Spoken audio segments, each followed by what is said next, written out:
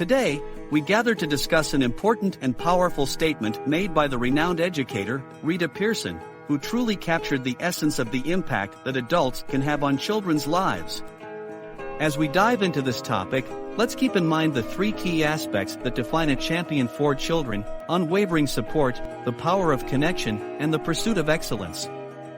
Firstly, unwavering support means being that steadfast presence in a child's life, always believing in their potential, and never giving up on them, even when they may feel like giving up on themselves. This pillar of championing a child is crucial for their emotional development and resilience.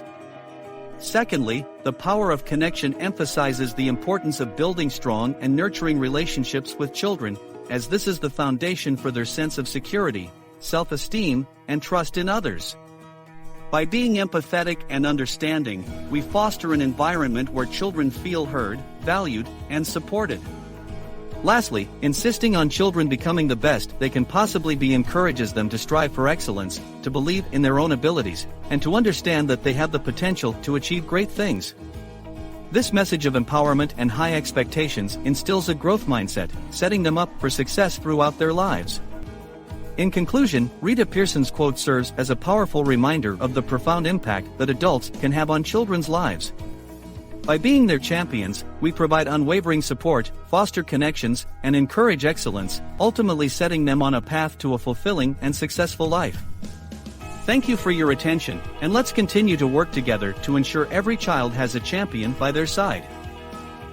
To become an effective advocate for your child, it's important to remember a few key strategies that can make a big difference. First, take the time to familiarize yourself with your child's unique needs, strengths, and challenges, as well as the policies and procedures of their school or organization. This will help you confidently advocate for the resources and support your child requires. Next, effective communication and active listening are crucial skills that can help you create a collaborative and constructive environment focused on your child's well-being.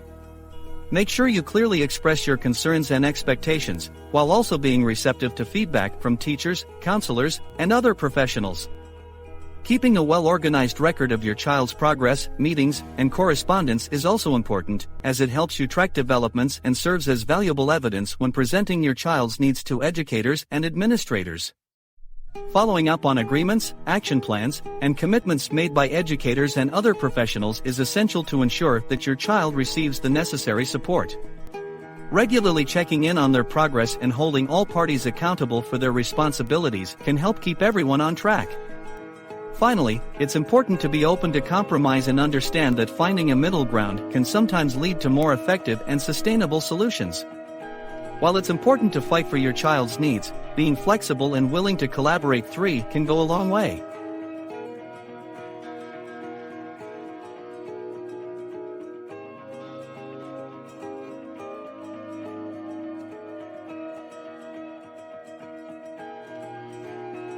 Compromise and consensus are two ways of making decisions, but they have different approaches and outcomes.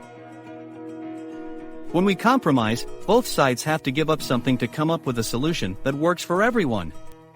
This can be useful when there are limited resources or differing interests, but sometimes it can result in a solution that's not perfect for anyone involved. On the other hand, consensus involves working together to find a solution that everyone can agree on.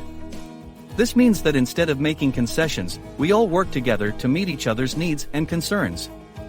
This process requires listening to each other's opinions, communicating openly, and being open to different perspectives. Consensus can take longer to reach, but it often leads to a more satisfying and long-lasting solution. So, in short, compromise means giving up something, while consensus means finding a solution that works for everyone involved.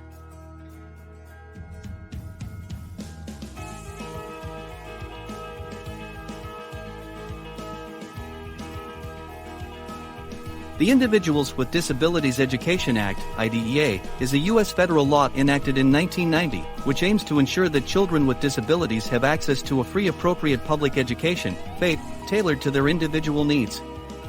I.D.A. guarantees special education services and supports, along with necessary accommodations, to eligible children with disabilities from birth to 21 years of age. The Act emphasizes the importance of inclusive education and parental involvement in the decision-making process for their child's education.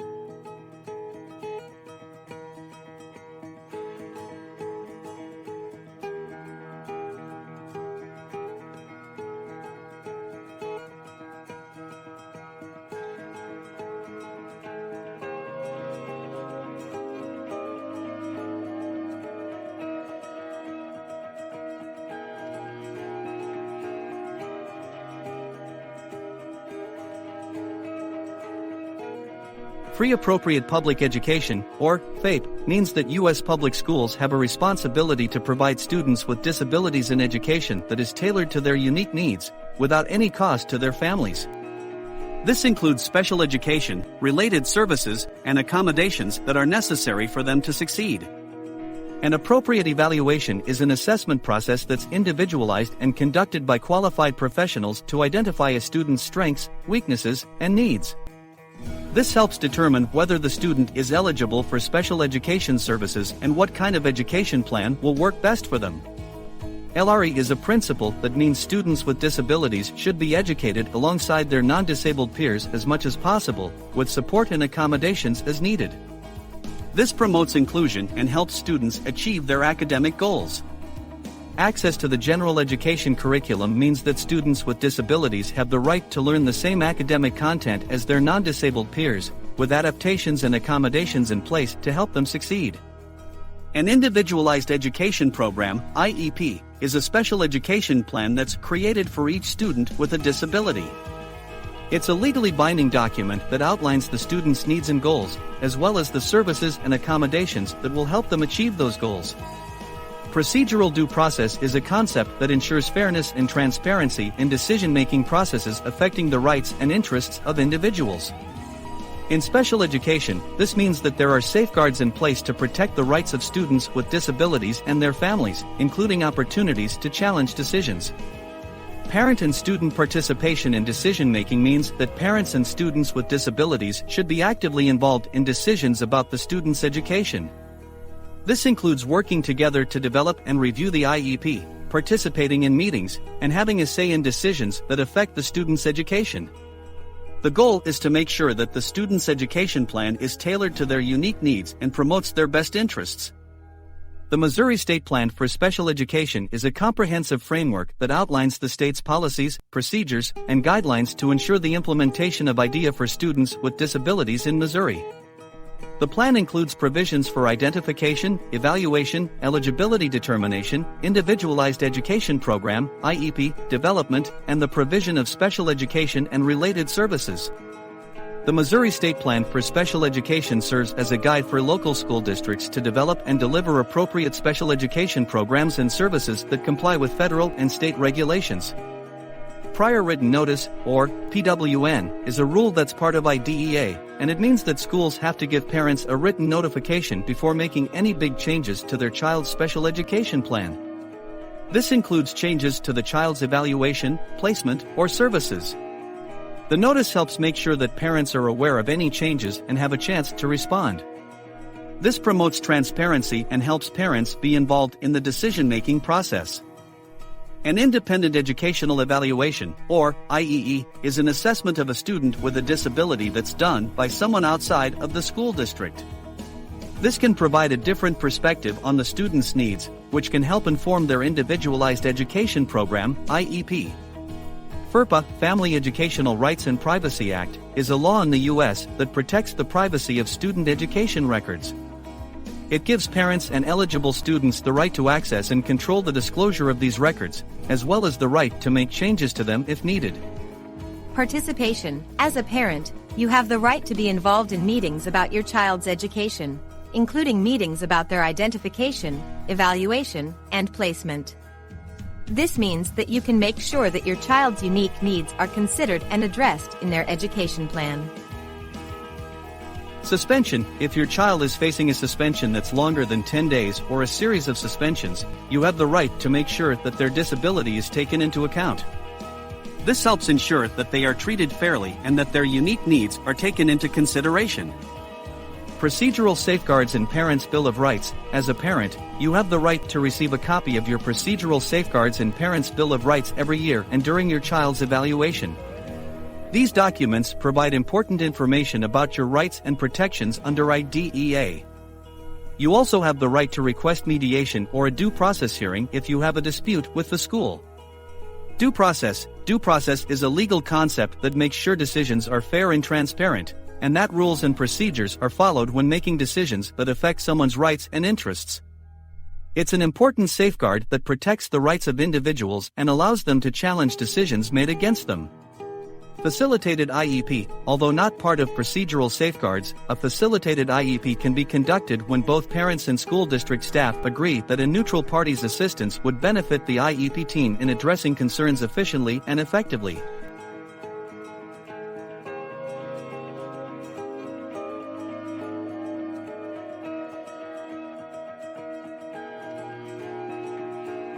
When a student is struggling with their academics, behavior, or development, it's important to identify the problem and address it.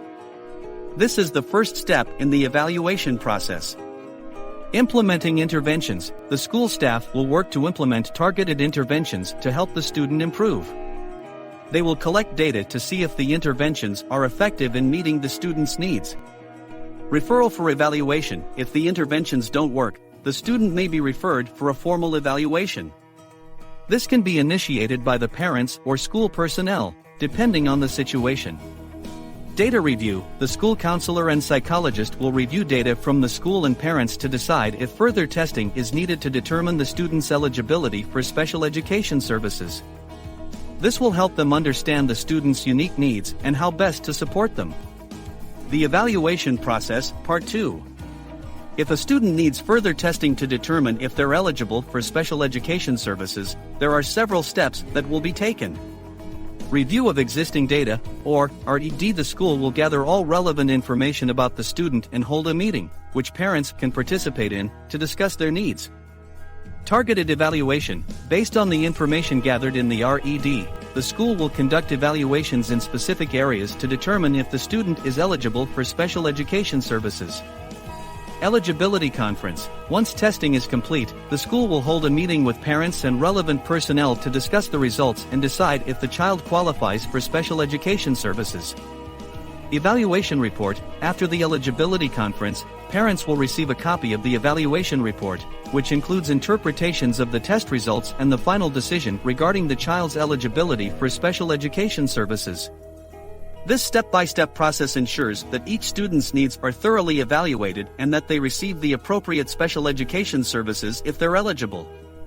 In Missouri, the criteria for determining a student's eligibility for special education services are based on the state's guidelines and federal regulations under IDEA, Individuals with Disabilities Education Act. Specific criteria can be found on the link to the Department of Elementary and Secondary Education website.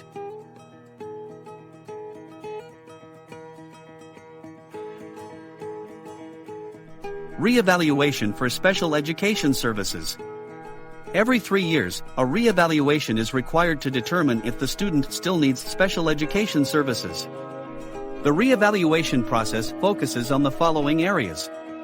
Continuing eligibility. The team will assess if the child still needs special education services by reviewing their progress and any changes in their needs. Adequate information. The team will gather sufficient data to update the student's Individualized Education Program, IEP, with new goals and accommodations. Goals and accommodations. The team will determine suitable goals, accommodations, and modifications that will help the student succeed.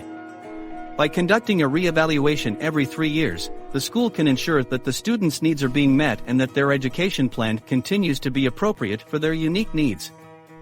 There are a few additional points to keep in mind about the re-evaluation process. Waiving re-evaluation. If all parties agree that a re-evaluation is not necessary at the 3-year mark, it may be waived. Early re-evaluation. If a new concern arises, a re-evaluation can be requested before the 3-year mark. Testing not always required. A re-evaluation may not always require new testing, depending on the available data and current situation. The team may be able to use existing data to make decisions about the student's needs. These points help ensure that the re-evaluation process is flexible and tailored to the student's unique needs. It also helps to ensure that the student's education plan is updated regularly to reflect their current needs and progress.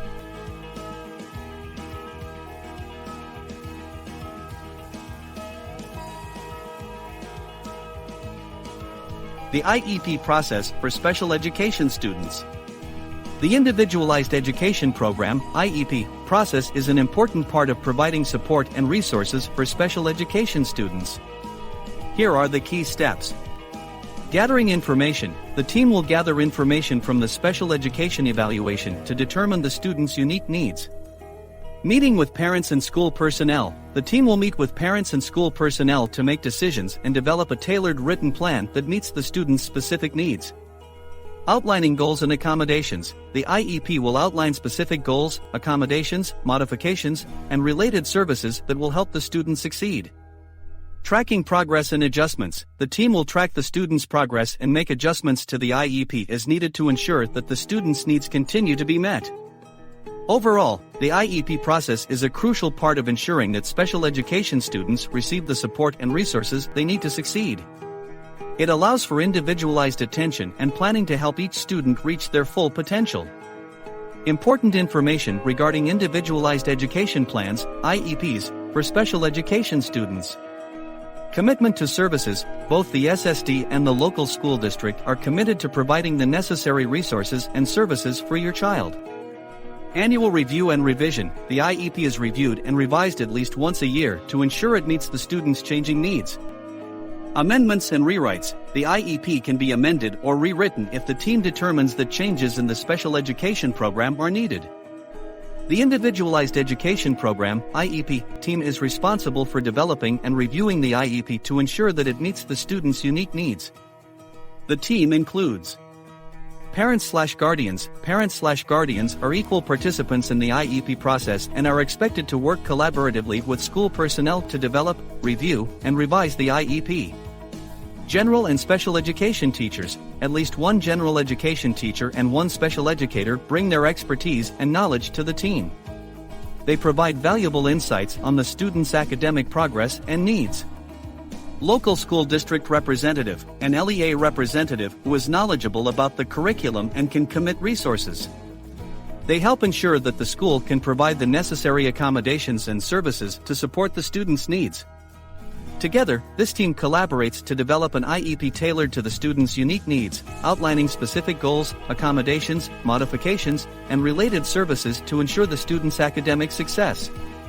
By working together, the team can provide the best possible support and resources for the student. An individual to interpret evaluation results. This person should be qualified to explain the results of any evaluations that have been conducted to determine the student's strengths, weaknesses, and educational needs.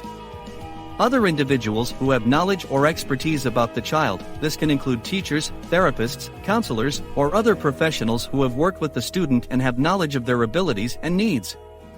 You may also invite family members or advocates who can provide input and support. The child, whenever appropriate, students with disabilities should be included in the IEP process to the greatest extent possible. This can help them take ownership of their education and express their needs and goals.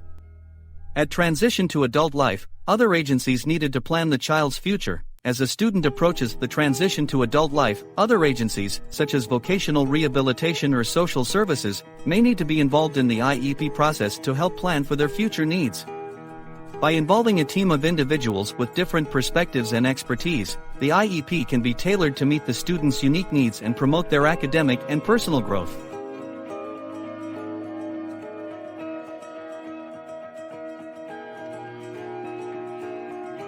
The present level of academic achievement and functional performance, or PLAFP. The PLAFP is a detailed description of the student's current academic and functional abilities, strengths, and weaknesses. It's an essential part of the Individualized Education Program (IEP) process and serves as the foundation for developing an effective IEP.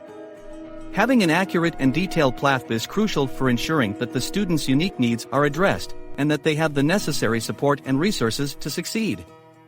The PLAFP provides a starting point for developing specific goals, services, supports, accommodations, and placement for the student.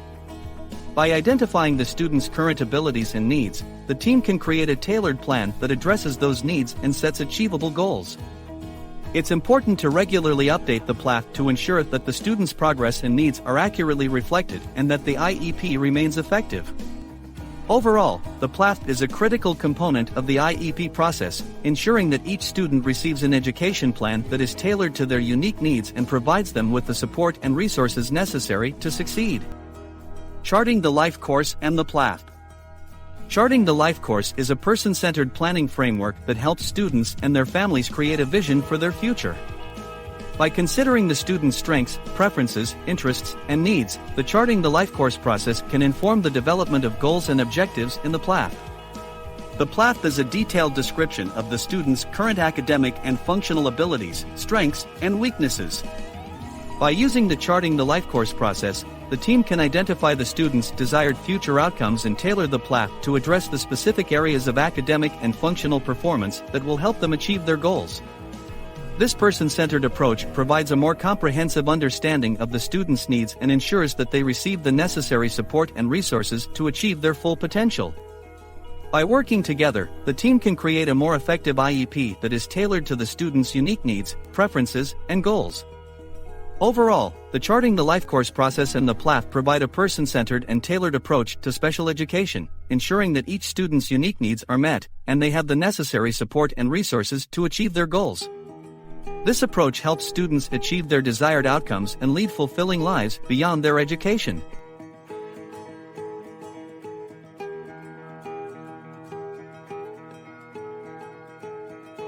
Special considerations in special education. Special considerations refer to the individualized needs and requirements of a special education student that may require additional support or accommodations beyond what is typically provided. These considerations are important to consider when developing the student's individualized education program, IEP, to ensure that they receive the necessary support and resources to achieve their full potential. Some examples of special considerations may include visual or hearing impairments, behavioral or communication difficulties, limited English proficiency, post-secondary transition services, transfer of rights, state and district assessments, assistive technology, and eligibility for extended school year services. The IEP team considers these special considerations when developing the student's individualized education plan. By taking into account the unique needs of the student, the team can create a tailored plan that addresses those needs and provides the necessary support and accommodations to ensure the student's success. Overall, special considerations are an important aspect of special education. By recognizing and addressing the individual needs of each student, the IEP team can create a plan that is tailored to their unique needs, ensuring that they receive the necessary support and resources to achieve their full potential.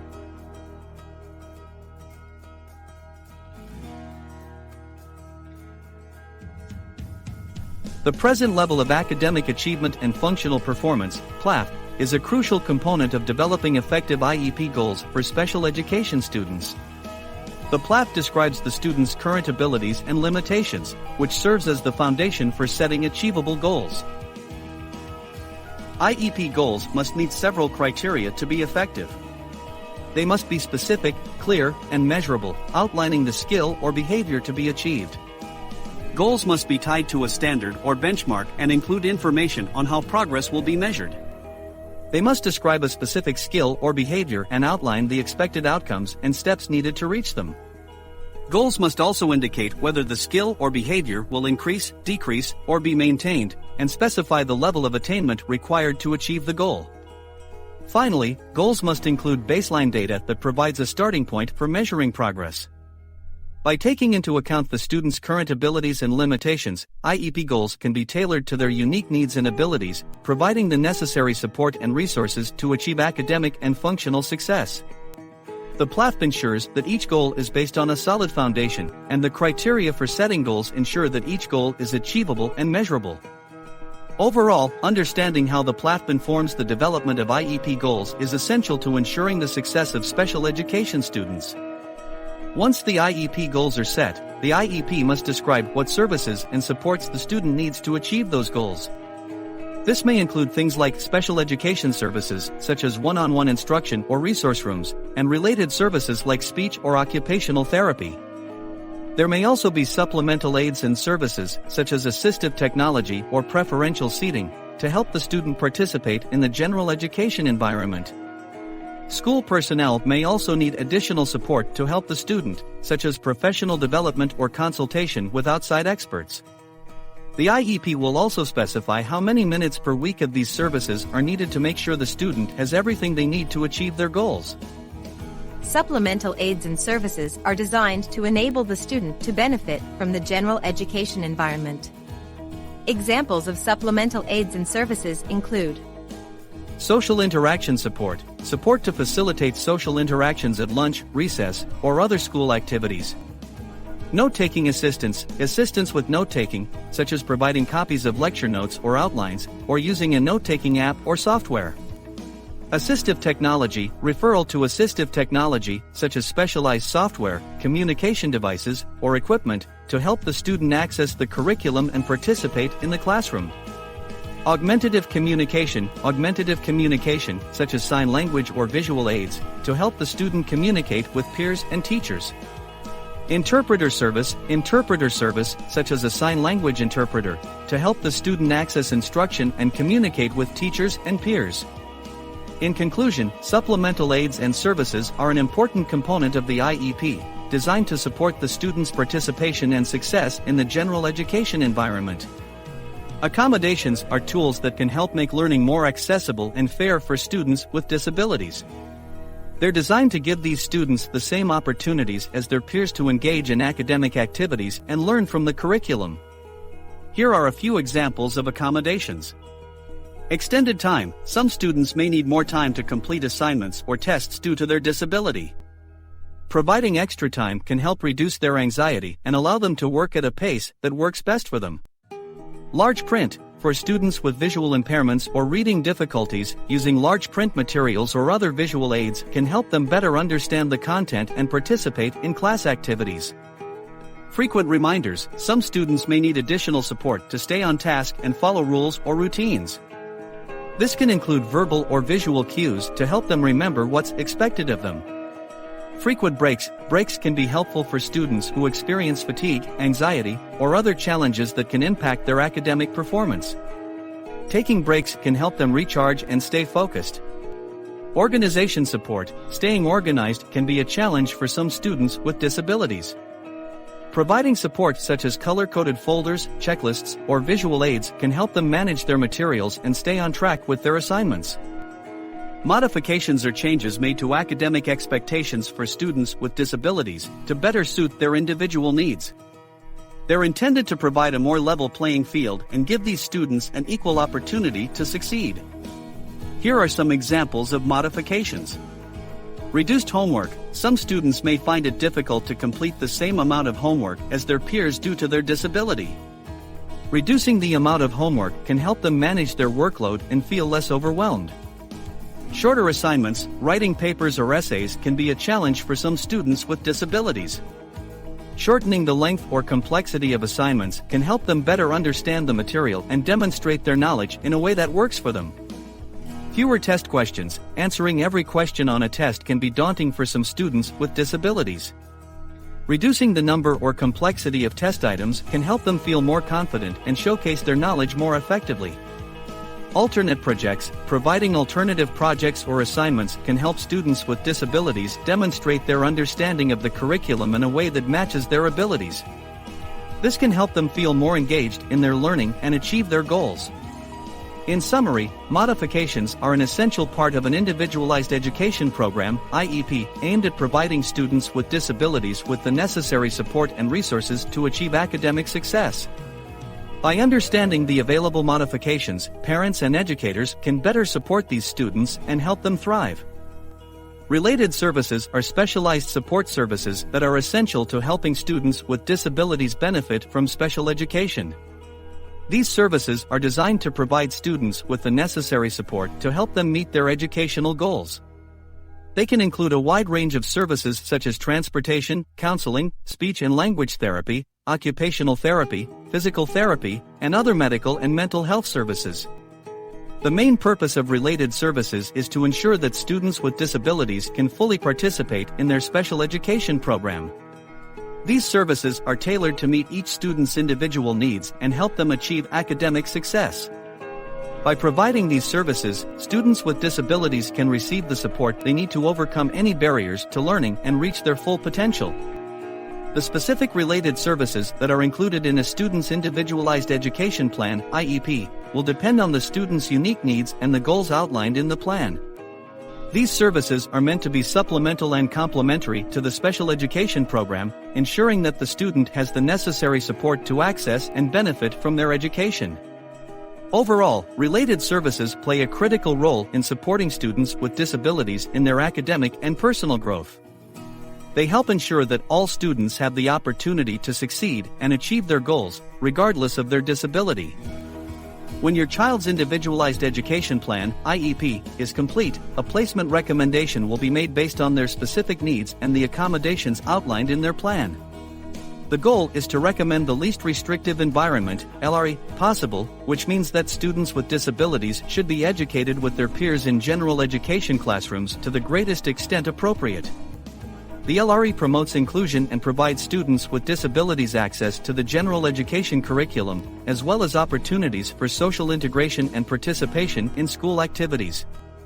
It's important to note that the LRE is not a one-size-fits-all approach and can vary depending on each student's individual needs. Sometimes, a more specialized setting may be necessary to meet the student's unique needs. The placement recommendation should always be based on the individual student's abilities and the level of support required to meet their educational goals. This ensures that students with disabilities receive the appropriate level of support to succeed academically and personally. Ideally, the placement recommendation should also be as close as possible to your child's home, to minimize disruptions to their daily routine and provide a familiar learning environment. Ultimately, the goal is to ensure that your child receives the education they need to thrive and reach their full potential.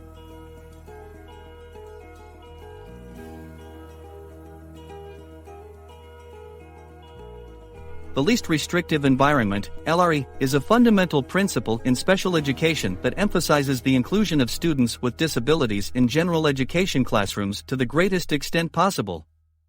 This means that students with disabilities should have access to the same educational opportunities and participate in the same activities as their peers without disabilities, to the maximum extent appropriate based on their individual needs.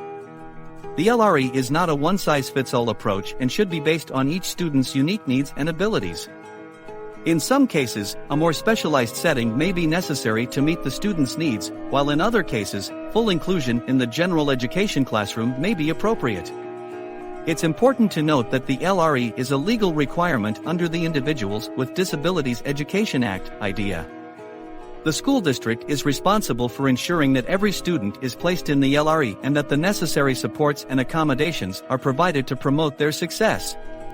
When determining the appropriate placement for a student with disabilities, the school must consider factors such as the student's academic and social needs, their ability to learn in a general education classroom, and the level of support they require to achieve their educational goals. The LRE is intended to provide students with disabilities with the same opportunities as their peers without disabilities and promote their overall academic and personal growth. When making placement decisions, the IEP team considers the continuum of alternative placements as outlined in the Individuals with Disabilities Education Act, IDEA.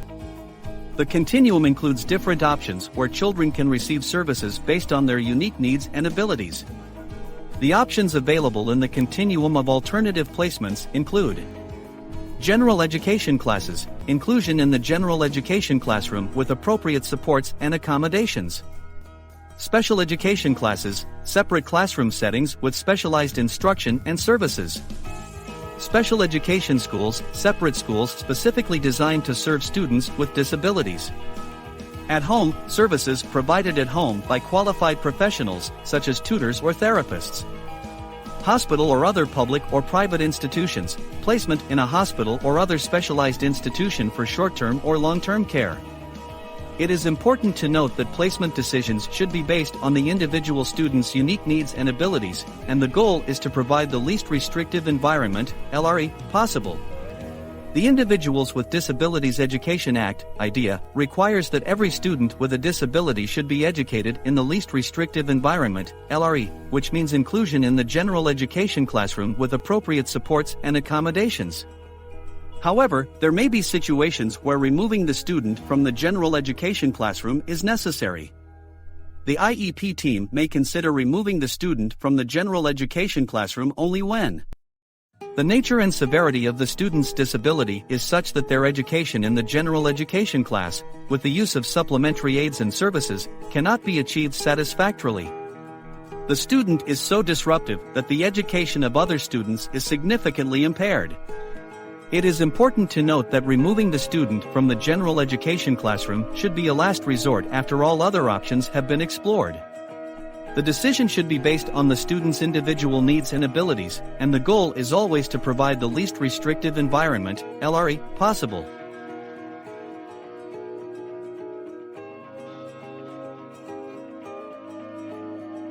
After the IEP meeting, it is important to stay involved and maintain open communication with your child's teacher and the IEP team. Here are some tips to consider. Maintain close contact with your child's teacher. Regular communication can help ensure that your child's needs are being met and that the program is working effectively. Ask for suggestions on how you can continue to practice and reinforce what is going on in school.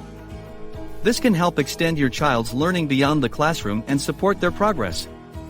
If you think teachers or other team members are doing a good job, let them know.